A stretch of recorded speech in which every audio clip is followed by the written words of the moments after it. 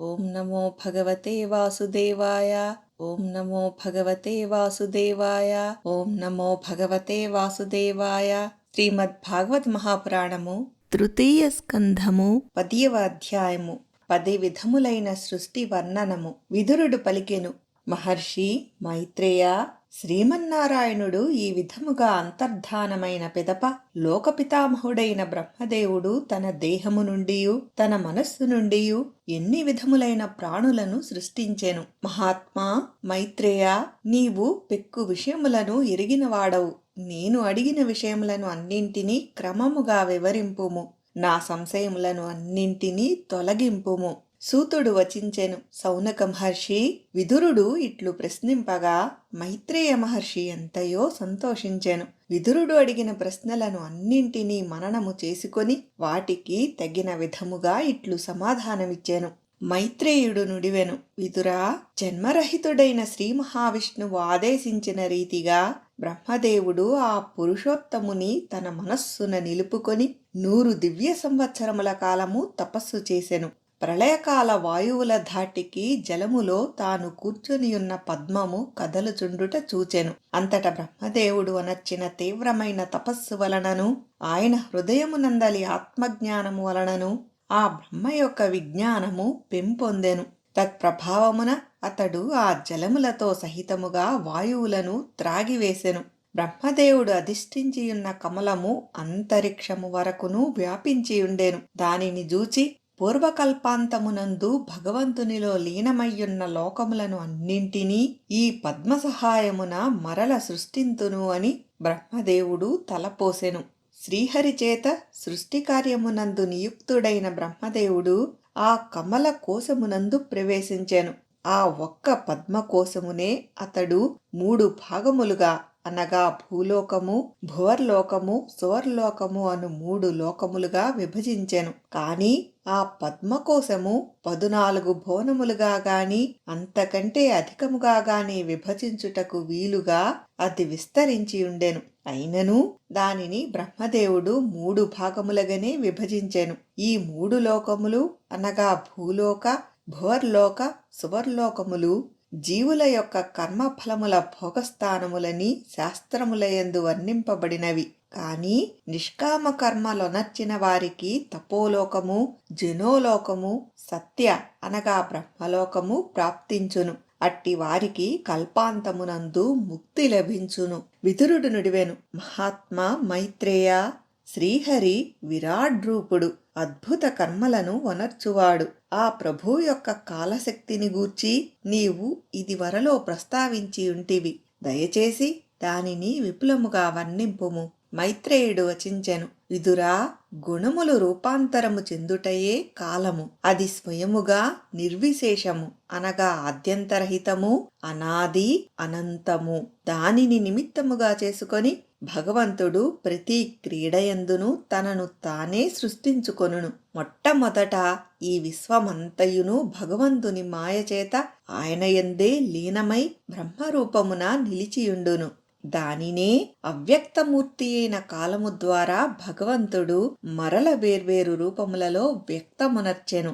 ఈ జగత్తు ఇప్పుడున్నట్లే ఇంతకు ముందు కూడా ఉండెను, భవిష్యత్తులో అట్లే ఉండును. దీని సృష్టి 9 విధములుగా ఉండును. ప్రాకృత వైకృత భేదముతో 10వ సృష్టి ఇంకనూ కలదు. దీని ప్రళయము, కాలము, ద్రవ్యము, గుణముల ద్వారా ఇది 3 విధములు. మహత్తత్వము యొక్క సృష్టి మొదటిది. భగవంతుని ప్రేరణచే సత్వాది గుణములలో వైషమ్యము చెందుటయే ఈ మహత్తత్వము యొక్క స్వరూపము. విదురా, అహంకారము యొక్క సృష్టి రెండవది. దాని నుండి పృథివ్యాది పంచభూతములు, జ్ఞానేంద్రియములు, కర్మేంద్రియములు ఉత్పన్నములైనవి. మూడవదియగు పంచభూతముల సృష్టిలో పంచతన్మాత్రలు అనగా సూక్ష్మ మహాభూతముల సృష్టి చేరును. ఈ శబ్దాది పంచతన్మాత్రలు స్థూల మహాభూతములను ప్రకటించును. ఇంద్రియముల సృష్టి 4వది. ఇది జ్ఞానక్రియాశక్తులతో కూడినది. సాత్వికాహంకారము నుండి ఉత్పన్నమగు ఇంద్రియాధిష్టాతలైన దేవతల సృష్టి 5వది. మనస్సు యొక్క సృష్టి కూడా ఇందులోని భాగమే. అవిద్య యొక్క సృష్టి 6వది. ఇందు తామిశ్రము, అంధతామిశ్రము, తమము, మోహము, మహామోహము అను 5 బంధములు ఉండును. ఇది జీవుని యొక్క బుద్ధిని ఆవరణ విక్షేపము చేయును. ఈ 6ను ప్రాకృత సృష్టులు. 1 మహత్తత్వము, 2 అహంకారము, 3 పంచతన్మాత్రలు, 4 ఇంద్రియములు, 5 ఇంద్రియాధిష్టాన దేవతలు, 6 అవిద్య. ఇంకా వైకృత సృష్టిని గూర్చి వివరింతును వినుము. భగవంతుడు తనను ధ్యానించు వారి దుఃఖములను అన్నింటినీ తొలగించును. ఇది అంతయును శ్రీహరి యొక్క లీలయే.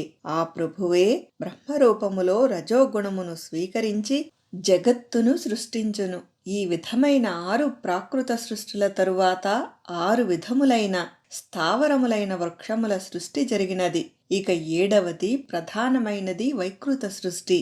వనస్పతులు, ఓషధులు, లతలు, త్వక్సారములు, వీరుధములు, ధ్రుమములు అనునవి 7వ ప్రధాన వైకృత సృష్టిలోని భాగములు. వీటి సంచారము క్రింది భాగము అనగా మూలము నుండి ఊర్ధ్వభాగమునకు ఉండును. వీటి యందు బహుశా జ్ఞానశక్తి ప్రకటితము కాదు, లోలోననే కేవలము స్పర్శను అనుభవించును. వీటి యందు ప్రతి దానికిని ఒక విశేష గుణము ఉండును. 8వ సృష్టి తిరియక్కులు అనగా పశుపక్ష్యాదులు. ప్రధానముగా ఇవి 28 విధములని భావింపబడినవి.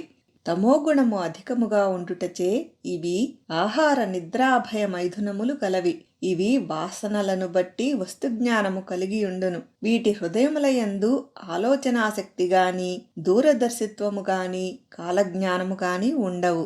సాధుపురుష విదుర, గోవులు, మేకలు, తున్నలు, నల్లజింకలు, పందులు, గురుపోతులు, నల్లచారల దుప్పులు, గొర్రెలు, ఒంటెలు మొదలగునవి అనగా వీటి గిట్టలు చీలి 2గా ఇండును.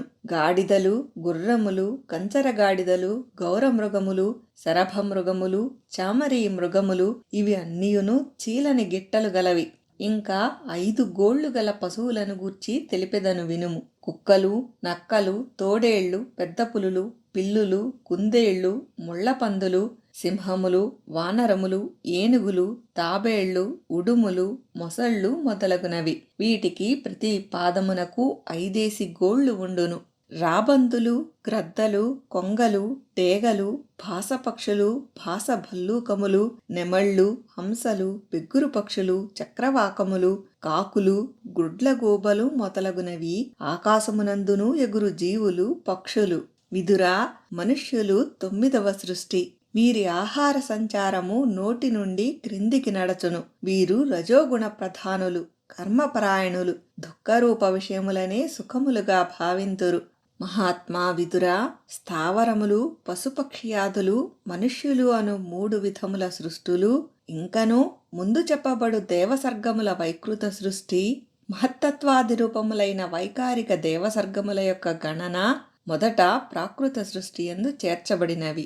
వీరుగాక కౌమార సర్గములైన సనత్కుమారాది ఋషులు ప్రాకృత వైకృత సృష్టులలో చేరుదురు. విదురా, దేవతలు, పితరులు, అసురులు, గంధర్వులు, అప్సరసలు, యక్ష రాక్షసులు, సిద్ధులు, చారణులు, విద్యాధరులు, భూత ప్రేత పిశాచములు, కిన్నరులు, కింపురుషులు మొదలగు భేదములతో దేవసృష్టి 8 విధములు.